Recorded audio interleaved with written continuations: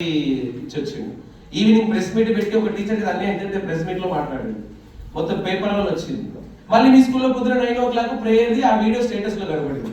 మళ్ళీ వాళ్ళ ప్రోగ్రామ్ గురించి రాత్రి చెప్పాడు, రాత్రి ఎన్ని బ్యాలెన్స్ చేస్తున్నారు అంటే ఎంత ఇంట్రెస్ట్ ఉండాలా మీ మీద, ఎంత కన్సర్న్ ఉండాలా, ఎంత కేర్ ఉండాలా మీ సార్కి మీ టీచర్లకి.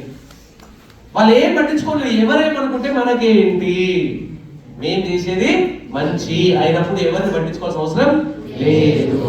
నిలబడతారు ధైర్యంగా, అదే వాళ్ళ ధైర్యం. Sir should clap to Mohan Reddy sir.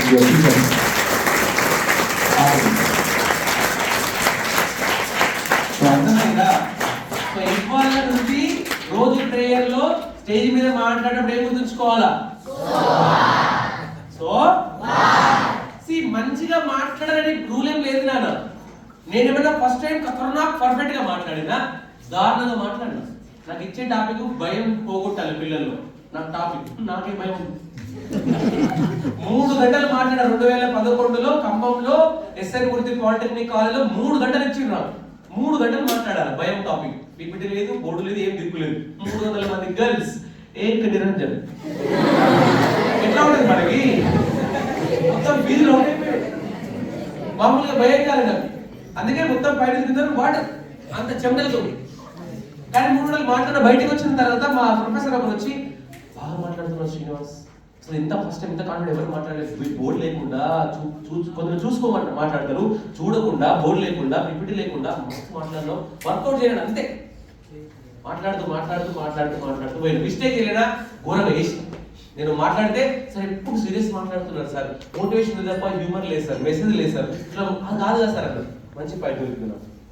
ఇంకొకరు వచ్చి ఏం చెప్పారు, సార్ బాగానే మాట్లాడుతున్నావు కానీ పీపీటీ కూడా ఉంటే బాగుంటుంది సార్, అది డెవలప్ చేసుకున్నాను. ఇంకొకరు వచ్చి ఏం చేశారు, పీపీటీ కూడా స్టోరీ కూడా ఉండాలి సార్, ఇంకొకరు ఓన్ ఎగ్జాంపుల్ చెప్పాలి సార్.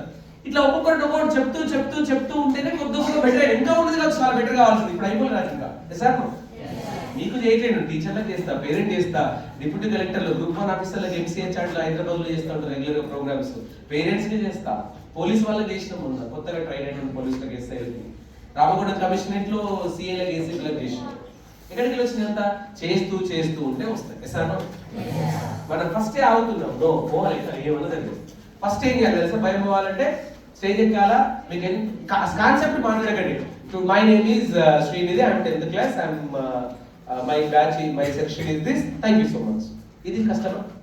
ఒకటి అడుగుతాను, మీ అమ్మ నాన్న పేరు స్టేజ్ మీద చెప్పడం మీకు ఇబ్బందా? 300 మంది ముందు మీ అమ్మ నాన్న పేరు చెప్తే మీ అమ్మ పరువు పెరుగుతుందా తగ్గుతుందా? మీ డాడీ పరువు పెరుగుతుందా తగ్గుతుందా? మరి మీ డాడీ ప్రౌడ్ ని పెంచాలా తగ్గించాలా? స్టేజ్ మీద మీ డాడీ పేరు చెప్తే ప్రౌడ్ పెరగాలి కదా, పెరుగుతుంది కదా. చెప్పు, ఒక్క నిమిషం ఏముండదు. ఒకరోజు వెళ్ళి my name is so and so అట్లా చేయండి మేడం. స్టేజ్ పేరు ఉన్న వాళ్ళకి ఏం చేయండి అంటే వాళ్ళ పేరు, వాళ్ళ ఫాదర్ పేరు, డ్రీమ్ మూడే ఒక 1 week ప్రాక్టీస్ చేయించాలి. ఆ తర్వాత స్లోగా ఒక్కొక్కటి. మన అమ్మ నాన్న పేరు ఇప్పుడే కష్టం కాదు కదా సార్. కొంతమంది అంటారు, ఈ అమ్మాయి మాట్లాడకుండా పోతుంది, autonomous nervous system, we have 5 types of autonomous nervous system, 1 2 3 4 5 అనగానే పక్కలందరూ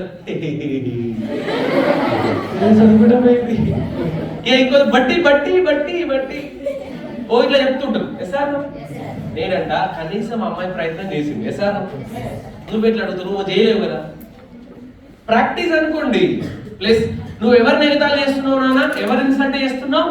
నీలాంటి సామాన్య మధ్య తరగతి పేద కుటుంబం నుంచి వచ్చిన ఒక అబ్బాయి మీద ఒక అమ్మాయి మీద ఎగతాళి చేస్తున్నావు. నీ ఫ్రెండే, నీలాంటి వాళ్ళే సార్. నేను ఇన్సల్ట్ చేసి తూరుకుంటావాను మరి మాట